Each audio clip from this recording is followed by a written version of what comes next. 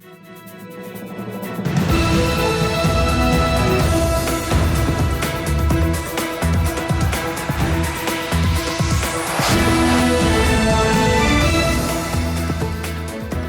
good evening. This is TV7 Israel News, broadcast to you from Jerusalem. And in today's top stories, Israel has reportedly struck strategic targets in the Islamic Republic of Iran in retaliation for the unprecedented IRGC strike on Israeli territory some 5 days ago. Russia and China call on Iran and Israel to de-escalate regional tensions. The United States emphasizes that it was not part of any offensive operation against Iran, while reasserting support for Israel's security. Israel has reportedly struck strategic targets in the Islamic Republic of Iran in retaliation for the unprecedented IRGC strike on Israeli territory some 5 days ago. In the lead-up to the retaliatory strike on Iran, Israeli Prime Minister Benjamin Netanyahu visited Mossad headquarters for subsequent meetings with Mossad Director David Barnea and subsequently with the Forum of Mossad Division Chiefs, during the course of which the Premier stressed that the Feast of Passover, which will be celebrated next week, is different in nature. החג הזה הוא שונה, כי קמים עלינו לכלותנו זה דבר מאוד מוחשי, מציר הרשע של איראן ושלוחותיה, כולל החמאס. ומנגד, משעבוד לגאולה זה מאוד מוחשי, כשיש לנו עדיין חטופים שמוחזקים שם במרתפי המפלצות בעזה.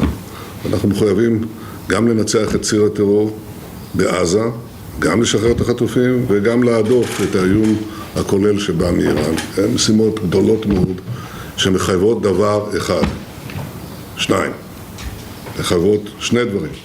דבר ראשון שזה מחייב זה נחישות, הדבר השני שזה מחייב זה אחדות. אומות מתפוררות קודם כל מבפנים. לא מהלחץ החיצוני, אלא קודם כל מהפירוד הפנימי. והפירוד הפנימי צריך להיעלם עכשיו, משום שאנחנו תחת איום קיומי. ובאיום קיומי מאחדים כוחות ולא מפלגים אותם. זה הדבר החשוב ביותר שיש. Meanwhile, in Italy, the G7 foreign ministerial united in leveling an unequivocal condemnation of the Islamic Republic of Iran over its attacks on Israeli territory and pledged to unite further in slapping Tehran with additional sanctions to target its military industry. Given Iran's behavior in backing the Houthis, backing Hezbollah, backing Hamas, and of course the appalling state-on-state attack on Israel, it's quite right that with partners we take further action on sanctions. And that's what Britain has done today, sanctioning a further 13 people and entities to add to the already 400 sanctions that we've put in place. Iran's behavior is unacceptable, and it's right that countries come together here at the G7 and make those points. Not just because of what Iran has been doing, but also as a message to Israel that we want to play our part in having a coordinated strategy that deals with Iran's aggression that we saw so clearly against Israel over the weekend. London's top diplomat further highlighted that Western aligned nations have cautioned Iran over its nuclear program.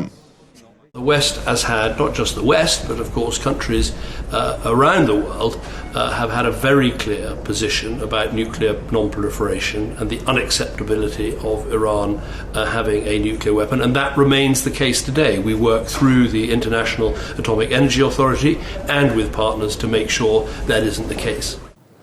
The remarks by Secretary Cameron were made in response to a comment by an IRGC commander who holds the nuclear portfolio in Iran, warning that if Israel were to strike its nuclear program, Ayatollah Ali Khamenei would reevaluate his religious ruling over possessing nuclear weapons. اگر هر گونه تهدیدی به اقدامی از سوی رژیم جعلی صهیونیستی علیه تأسیسات هسته‌ای کشور به عنوان تحت فشار قرار دادن جمهوری اسلامی استفاده ابزاری کند، تجدید نظر در دکترین و سیاست‌های هسته‌ای جمهوری اسلامی به عدول از ملاحظات اعلامی. General Ahmad Hajjalab further doubled down on his threat claiming that in the event of an Israeli strike on Iran's nuclear installations, the IRGC would respond by targeting Israel's own nuclear infrastructure. Meanwhile, in New York City, Iranian Foreign Minister Hossein Amir-Abdollahian sought to convince the international community that its blatant strike on Israel was legitimate and to persuade Jerusalem to forego its inherent right to retaliate for the belligerent launch of over 350 projectiles on its sovereign territory. و اقدام متقابل و متناسب جمهوری اسلامی ایران پایان یافته است. بنابراین باید رژیم تروریستی اسرائیل وادار گردد از تکرار هر گونه ماجراجویی نظامی علیه منافع ایران دست بردارد.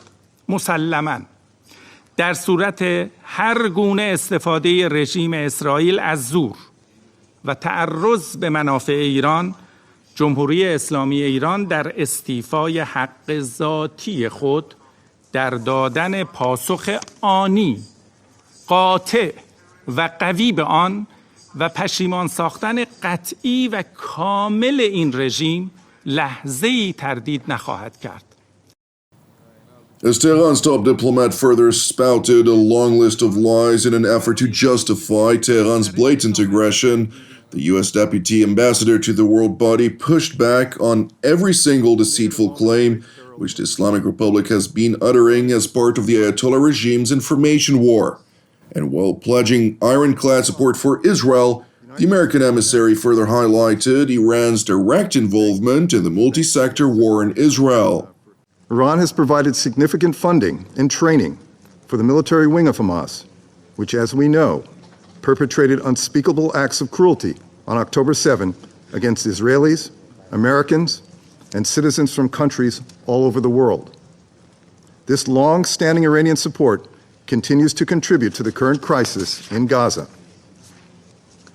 While Iran's minister will offer excuses for these actions today, we have a collective responsibility to set the record straight on Iran's nefarious actions, to ensure that Iran both complies with the Council's resolutions and ceases its violations of international law. Meanwhile, during the early hours of this morning, pre-dawn Israel time, American media outlets initially reported an alleged Israeli attack in Iran in its second largest city, Isfahan. Per separate reports, the multifaceted attack included surface-to-surface missiles, drones, and other means. Iranian sources were subsequently cited as saying that Iran did not identify any hostile aircraft or projectile penetrating its airspace, but rather boastfully claimed that a cluster of so-called mosquito drones attempting to target a radar had successfully been intercepted in the area of Tabriz. Separately, Iranian social media published on IRGC-linked media visuals of rocket alert sirens sounding in the vicinity of Isfahan airport, several kilometers from adjacent to one of Iran's core nuclear reactors. And while a long list of uncorroborated reports have flooded separate media outlets since then, two Western intelligence officials have told TV7 that only the perpetrators and the Ayatollah regime itself are privy to the scope and devastation of the attack. Moreover, the nature of the low-signature attack, which may have included a couple of diversions alongside additional strikes throughout multiple strategic locations, left Tehran the option to save face while in tandem to avoid an all-out escalation that could have far-reaching implications for the region in particular and the world at large. Meanwhile, Tehran's global allies have urged the Ayatollah regime to de-escalate. Пока, собственно, не было никаких официальных заявлений со стороны Израиля, поэтому мы эту информацию изучаем, пока считаем преждевременно давать какие-то комментарии, не понимая деталей. Но в любом случае, что бы ни было, мы по-прежнему выступаем за сдержанность сторон и за отказ от каких-либо действий, которые могут спровоцировать дальнейшую эскалацию напряженности в столь непростом регионе.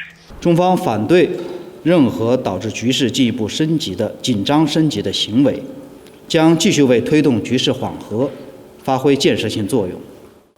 Meanwhile, in response to the reported strike on Iran, U.S. Secretary of State Antony Blinken, in his closing remarks after the G7 foreign ministerial in Italy, emphasized that the United States was not involved in an offensive operation. The United States has not been involved in any offensive operations. What we're focused on, what the G7 is focused on, and again, it's reflected in our statement and in our conversation, is our work to de-escalate tensions, to de-escalate from any potential conflict. You saw Israel on the receiving end of an unprecedented attack, but our focus has been on, of course, making sure that Israel can effectively defend itself, but also de-escalating tensions, avoiding conflict, and that remains our focus. Thank you for watching TV7 Israel News. Last but not least, as ever, I would like to encourage you, pray for the peace of Jerusalem and salvation of Israel. Jonathan Hessen, wishing you a Chag Cherut Sameach. God willing, we'll see you during our next update. Until then, Shalom from Jerusalem.